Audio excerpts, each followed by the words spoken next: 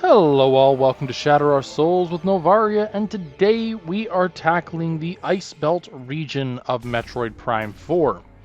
And before we get too far into it, I just want to say that this particular region is probably one of my favorite thematically. As far as the rest of the franchise goes, this region, the Ice Belt region, ends up being...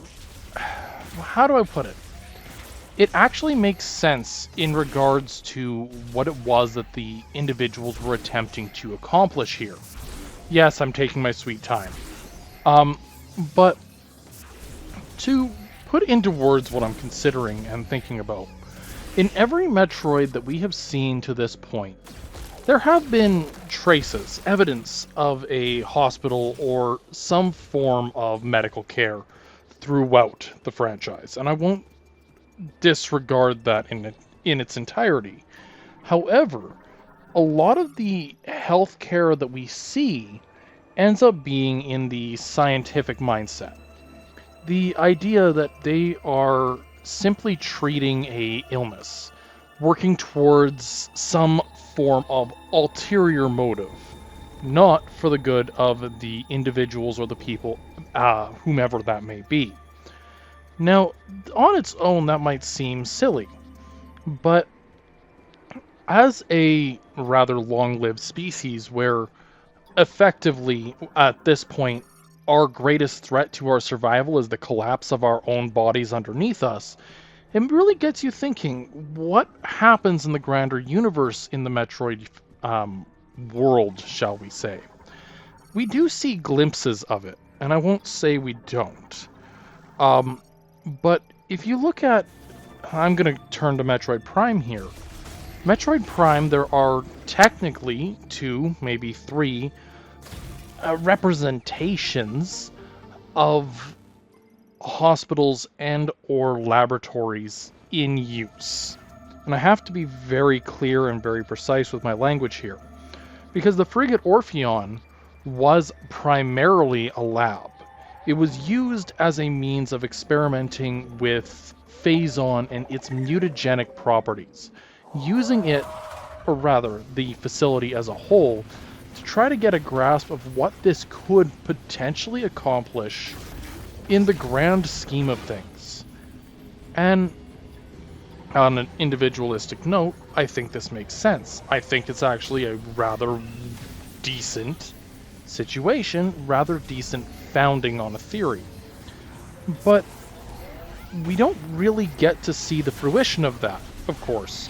Playing the game as we do, we spend 10-15 minutes up there and you're done. When you finally get to the planet, you don't really see any form of medical facilities whatsoever until the Phendrana Drifts. Now, the Phendrana Drifts laboratory, shall we say, is also another weird circumstance. It is clearly being used by the space pirates, but it's got enough information about the grander universe that makes me think that it was originally a Chozo-designed facility. And if that is the case, then we're dealing with a facility, and by extension, I suppose, we are dealing with a facility and, by extension, a laboratory that was used to create and or protect something. Now, if it was the development of the Chozo, this would have meant, in my mind, that it would have originally been used as a hub of sorts to try to figure out how to contain Phazon, not necessarily a means of controlling or testing what mutagens came out of it. The third major medical facility in Prime 1 was actually the, what was it? The Phazon Mines. Dual-faceted, effectively everybody had a physical, or it was the mine for Phazon in and of itself, but also the primary location where they studied what these mutations, what Phazon as a substance was capable of. And I do like that there was some indication of a medical facility as a whole. But we also see a grander lack of care for the people as a whole. Now, this might come as a bit of a surprise to some, but at no point in time do I believe in Prime 1 we came across anything that was intended to heal the injured, intended to help the people of that world in anything more than just, oh, yeah, power for power's sake. That's how the space pirates function. But again, we don't really see anything geared towards how the world itself would function in a medical system.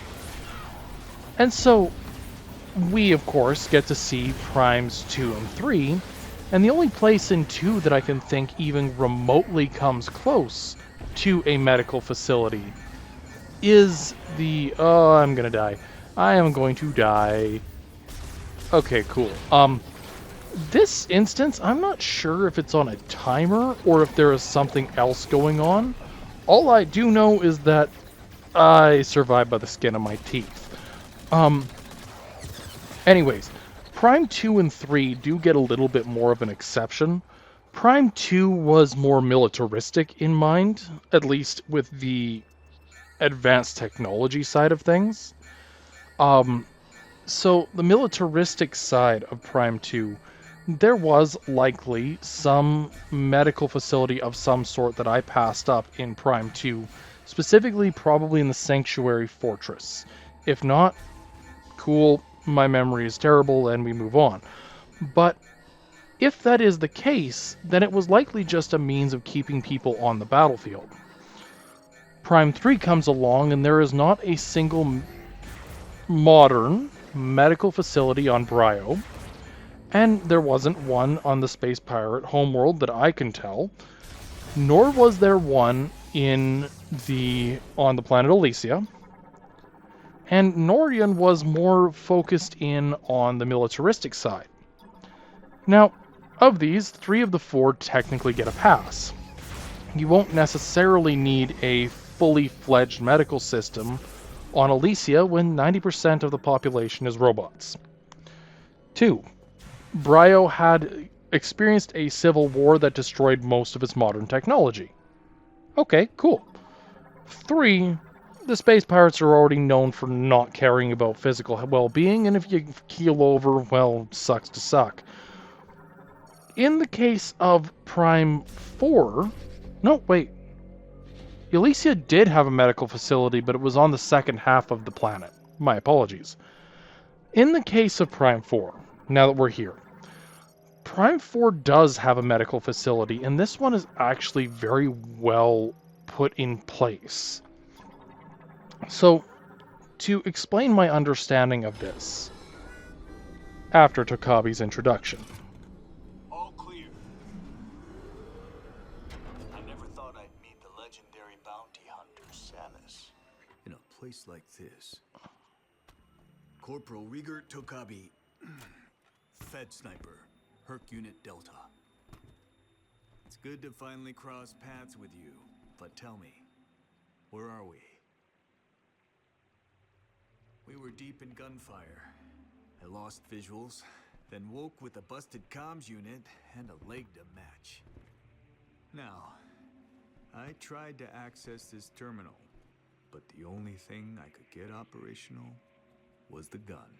That's it. Then I see this here. What do you make of it? Anyways, as the whole thing goes on, the medical system in Metroid Prime 4 is actually much more robust. A map of the facility.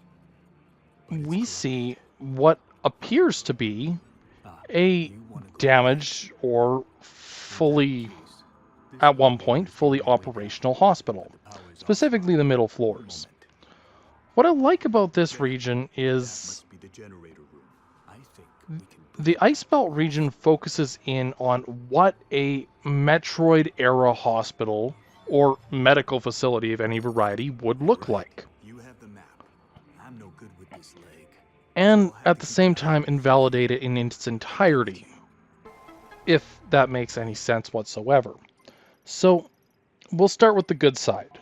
The medical facility focuses in on, I suppose, 3 floors of stuff. The top floors seem to be dedicated more towards research, DNA samples, microbiology, trying to figure out what's going on a cellular level. This, in my opinion, was used primarily to try and get a grasp of what the transformation from Lamorne to Griever actually was, at least in its last phase of it existing. This, in my mind, is actually one of the best depictions of a hospital for this reason. There is more at stake in this situation than just the patients. There is also the possibility of saving an entire race. Longevity is key here. The second piece of information we gain is a full-on surgical table and, dare I say, cryogenics. If they did not have the means of healing an injury or being able to reverse what they saw through some means, they would put an individual into cryogenics so that they could rest and heal, technically, while more research was happening in the background. Effectively, at no point in time was the healing process ever truly complete. And I do like this as a depiction of the healthcare system in Metroid, because I believe that a lot of what we've seen to this point in time is a little too one-sided. Yes, we have seen the research side on multiple occasions. You can see it on the BSL station, you can see it in Elysia, you can see it on the frigate Orpheon. But it means absolutely nothing if every time you try to commit yourself to fixing a problem, if your subjects, the people you're trying to heal, don't make it out of it. Now, the other part of it, and the part that I'm going to be very nitpicky with, is the healing pods. Healing pods are a bit of a cop-out in the futuristic games, and I'm going to call it as such. The idea of a healing pod existing, that it is a machine that you enter, you rest in for a couple of hours, and you come out the other end, good as new, is not a new concept. I believe it dates back to the era of science fiction, when the idea of technology as we currently know it was still in a realm of infancy, when Back to the Future was possibly the best depiction of the future or anything that we had in mind. And so the idea of a healthcare system that was instantaneous, that if you had a broken leg or a cold, you could sit in this machine for a little bit and it would work its magic, heal you, and be, smack you on the back and say, okay, all better, back to work, would be an absolute blessing. The reason that I do not think that that is remotely feasible, and a bit of a cop-out in our current gaming world, shall we say, is that it's too convenient. The idea of it being a perfect solution to anything would be absurd, really. And the reality is you cannot account for everything. Now, when healing pods come into play in video games, generally speaking, they're a catch-all. They are used for every single thing under the sun, and when it works fantastically. Everybody gets what they want, people walk out of them in better shape than they walked in, we're great. But when your problem is something that you have never once encountered before, suddenly the tried and true becomes anything but. Now, Tokabi, as well as, I believe, Silex, use a form of healing pod at some point or another during the course of the game, and they come out at the other end in better shape than they started. But these are individuals that are dealing with what would be considered in this era superficial wounds. Sokabi has a broken leg, and our dear friend Silex is dealing with what is arguably just a superficial injuries. He got out of the machine that was blowing up, and sure, he probably had a bit of a headache and some other injuries involved, but he wasn't totally out of it. He could have easily walked away as if nothing happened. So, what I'm getting at is that the healing pods at this time are more superficial in nature. They can be used to close wounds or build up tissue again, but they're not really great at the bigger problems. The one that might come to mind is potential failure of organs, for example. And yes, this is a little bleak, this is a little grim. We are talking about a science fiction versus reality and versus what is potentially feasible. I personally believe that if something isn't working right, that no amount of a healing pod that is supposed to, in my understanding, improve the metabolism of an individual to speed up the healing process, I don't think that's going to do a whole heck of a lot for you. And I'm going to be very blunt about that. But this facility has so much going for it that I can't help but admire the thought that went into it. So as I mentioned, the top floor is focused on primarily research into DNA. These guys, the room we're standing in right now is a room focused in on DNA in and of itself, storage, and going through various samples. On our left, if my memory is accurate, which rarely is, I believe it is a room focused in on cryogenic storage, like the machines getting serviced and maintained, as well as building new cryogenics.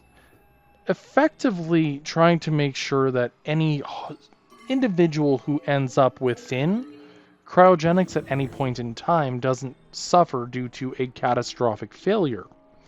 This is the second part of this facility that I actually really like. You see, in other games, in other games in this franchise, disrepair is something that is acknowledged, but the exact effect of it was rarely acknowledged or understood. So, to put it into perspective, Elysia was falling apart. There were various machines that were collapsing under the weight of their own use, that were wearing themselves down, powdered rust built up underneath them. Like, it was a realm that was absolutely in shambles. And yet the planet as a whole, the mechanical side of it, was still running. Almost every single machine operated at maximum capacity until something external affected them prior. Think gore slashing the electronics. This is a level of decay that is perhaps less than what should be happening. The situation here is that the cryogenics have primarily failed. This is not an area that has successfully weathered the tests of time. The data of the building's maps are corrupted.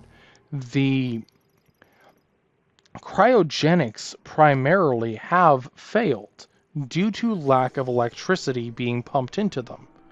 With no cryogenics, what is holding that temperature, what is holding the facility, and what is holding the cryogenics and the machines responsible for them at the appropriate temperature, I'm going to say that in quotations here, is the ambient temperature on the side of this mountain, which has absolutely wreaked havoc on this facility, causing massive ice flows and destruction of the general facility as a whole.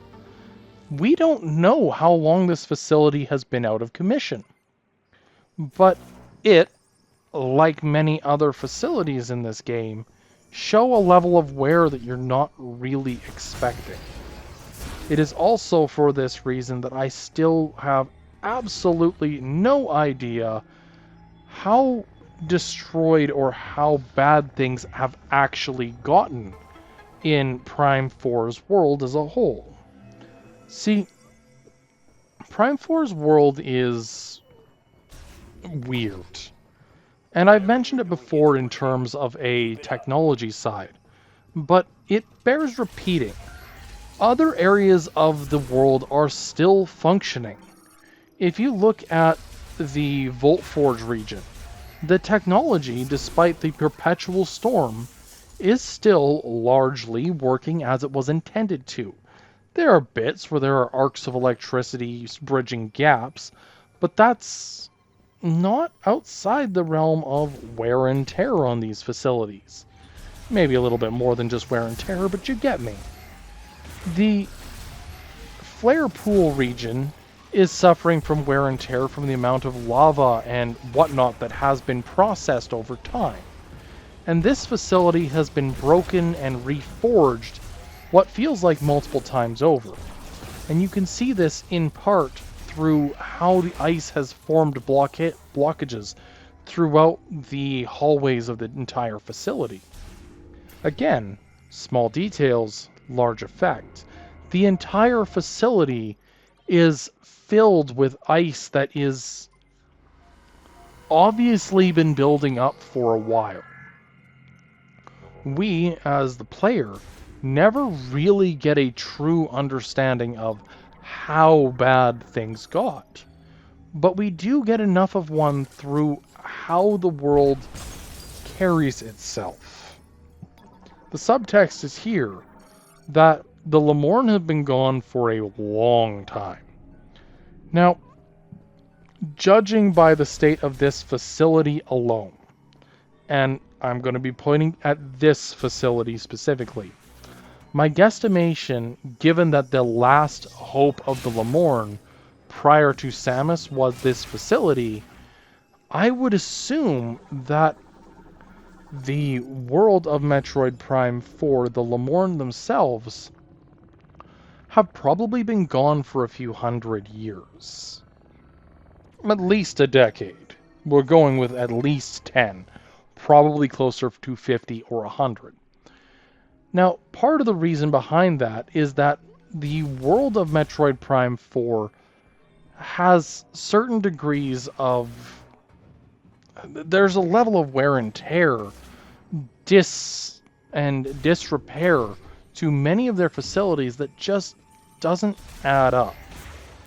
And this is one such facility that definitely shows wear and tear, probably more than any other facility in the entirety of Metroid Prime 4.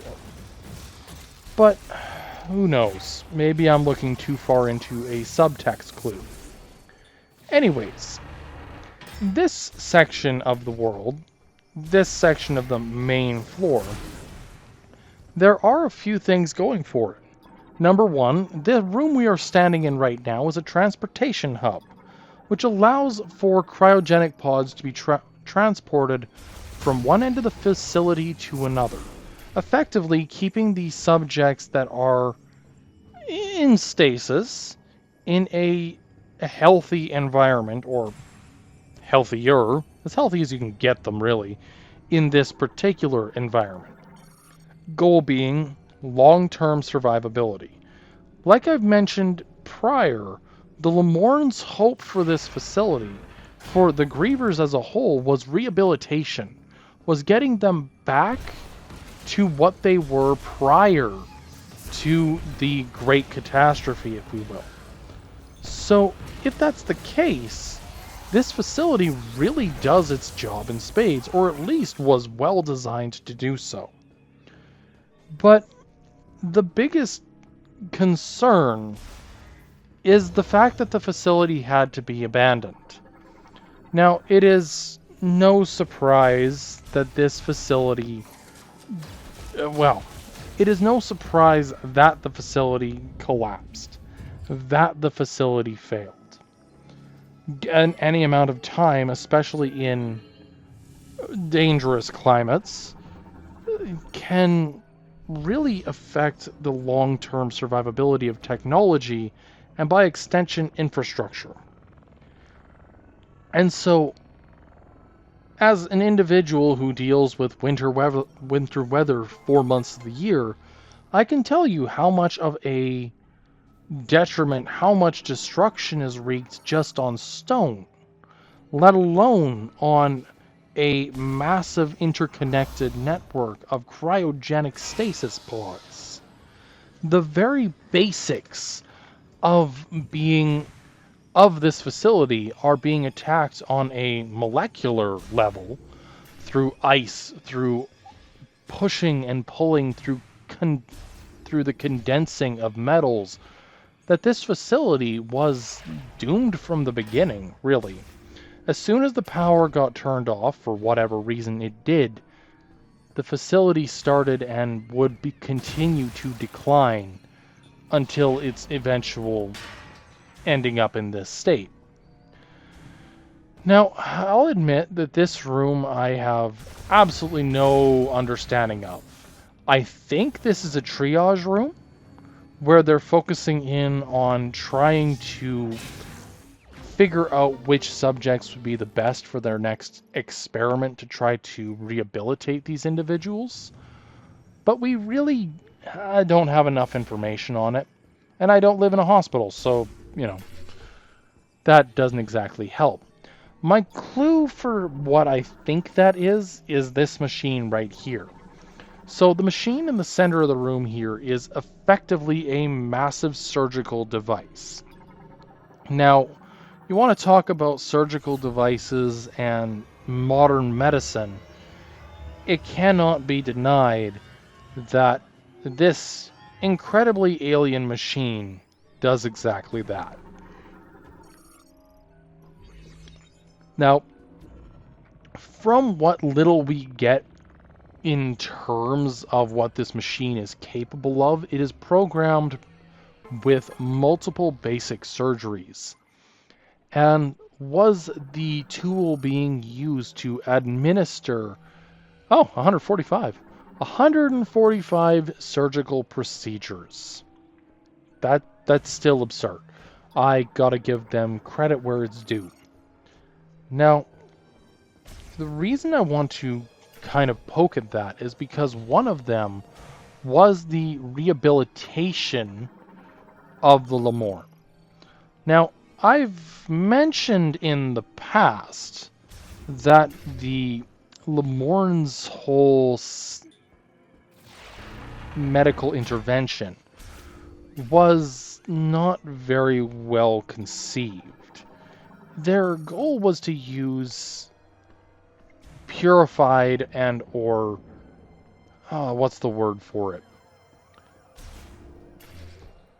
Purified is the word I'm going to have to stick with for energy. The very same energy that led to this crisis to begin with. And because we are dealing with the exact same problem at a much later time, the rehabilitation in and of itself didn't really take.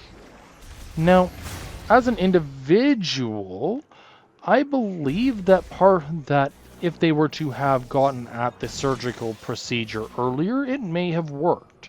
And it showed all of the signs of success long before it actually did so. It was, at least in the video we see of the surgical procedure, happening rather well. Everything seemed to be working.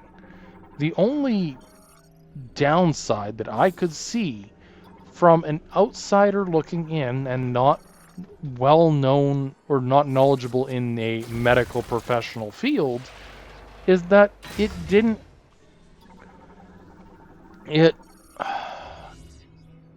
caused a chain reaction. Now, I believe part of that is just that they were going too fast, that if they would have slowed down the procedure even slightly, it might have had a success. But this is pure conjecture, and I have absolutely no grounding to say one way or another that this is what is or isn't what happened. Now, the reason I want to be very clear about that is because we do get a glimpse that showed, oh yeah, the Griever side of the DNA was disappearing. The Lamorne was being left behind. But as soon as it got to center of mass, a region that may have required more attention, it reverted.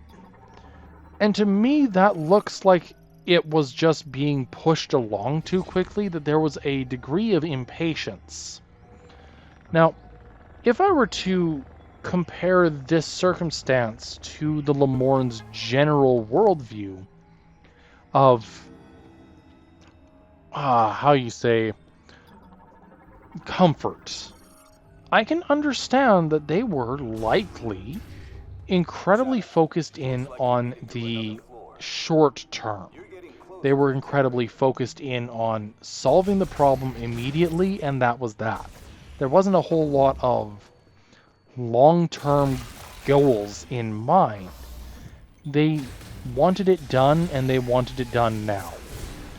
So, if they wanted it done now, there is a possibility that the speed at which they were operating could have very well been the source of what went wrong in the overall situation. Anyways, that's a lot of talking on a subject that I don't necessarily have the best of knowledge base for. So instead, let's look at the Lamorne's energy system one more time, because we've talked at length about how the energy system in Voltforge worked. That being, they were focused in on using a naturally occurring massive storm to fire lightning rods, which would then fire raw electricity that was then monitored and diluted down to a manageable degree within the facility. No. The Ice Belt location focused in on another natural resource, this one being wind. And you can see it's to great effect here. Now, what is interesting is that being an individual who exists around wind power all the time, the design of these is actually pretty reasonable. Most turbines that you would see have massive 50-something foot long blades that, yeah, that would scare the ever-loving everything out of me. These wind power turbines, while they definitely work, are inefficient. They're effectively, at this point, designed to sway in the wind to prevent damage, which is great. But the turbines themselves are designed at too small of a scale. The size of the turbines that they have wouldn't have the necessary output, even with the perpetual windstorm that you see, to be able to power this entire facility long term. Instead, we need to look at another energy source, something that we actually do see in modern science fiction a lot recently, and at least within the last, we'll say since 2008, in the form of what I could best describe as an arc reactor. Now, as an individual that knows very little about it, I really do enjoy the idea of the arc reactor, a perpetually self-sustaining source of electricity. And What I like most about that particular type is that it is utilizing different forces to maintain an electric field in the center, based on my understanding, which then continues to fire the machine. It outputs more than it inputs, or more than is brought into the machine. And I do like that.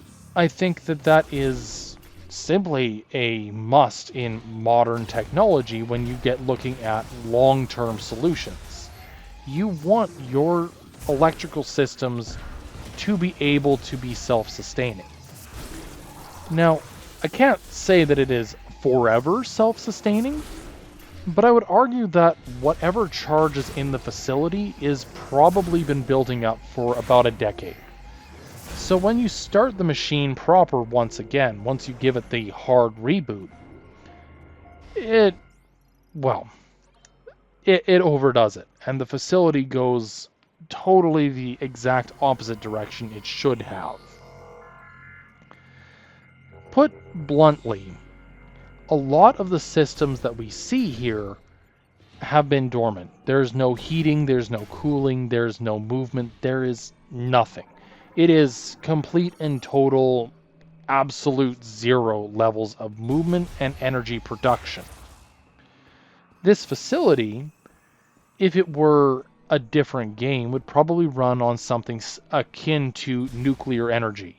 That's kind of the vibe I got in Prime 3's Norian. But instead of something that is potentially unsustainable, they're turning towards something that outputs more than inputs.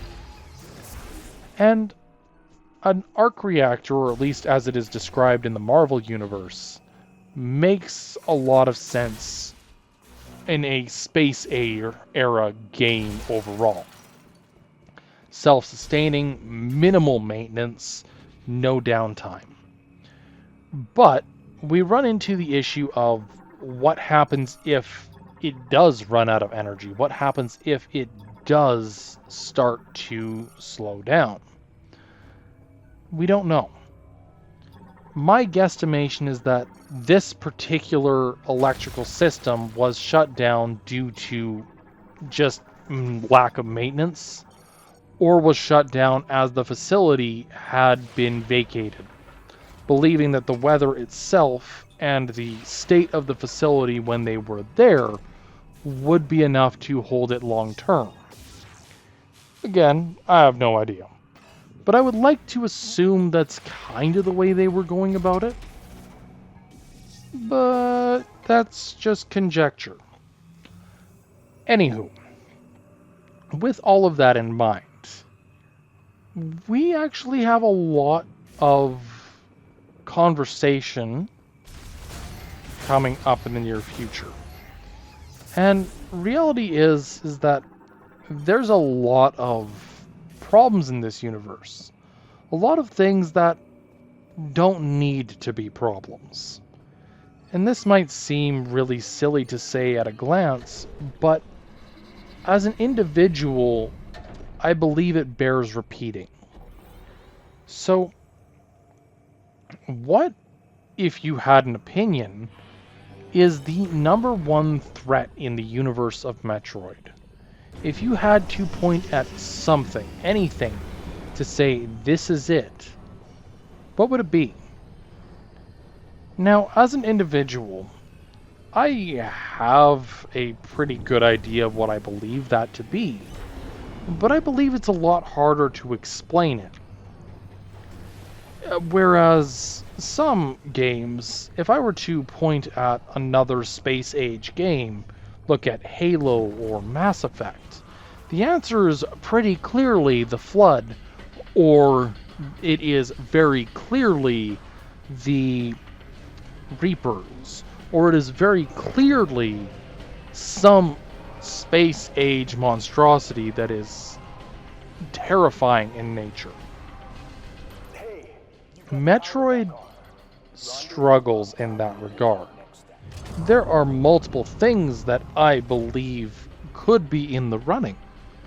The X-Parasites, the Metroids themselves, the Space Pirates, Phazon, even the concept of Metroid Prime or even the green energy itself.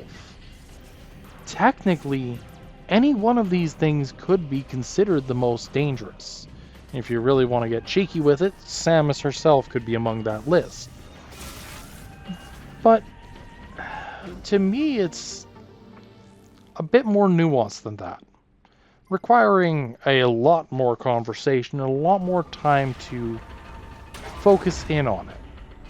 So I'm going to let that stew, and if you wouldn't mind dropping a comment down below what you personally believe is the single most dangerous thing in the Metroid universe, I'd love to hear it. I have my theory. I know what I want to say, but it's going to take me a little bit of time to get there. Anywho, at this point the facility is back online. You can already see the water dripping from the ceiling. It's very clear that when the facility came back online, when everything started actually working the way it was intended to, the defrost begins. And unfortunately, with all the cryogenics being under-maintained for however long it was, we deal with the threat that is going to plague the rest of the trek up, which is a resurgence of the Grievers in this region. But if you like what you see, drop a like, leave a comment. I'd love to hear it. And until next time, I hope you all have a good one.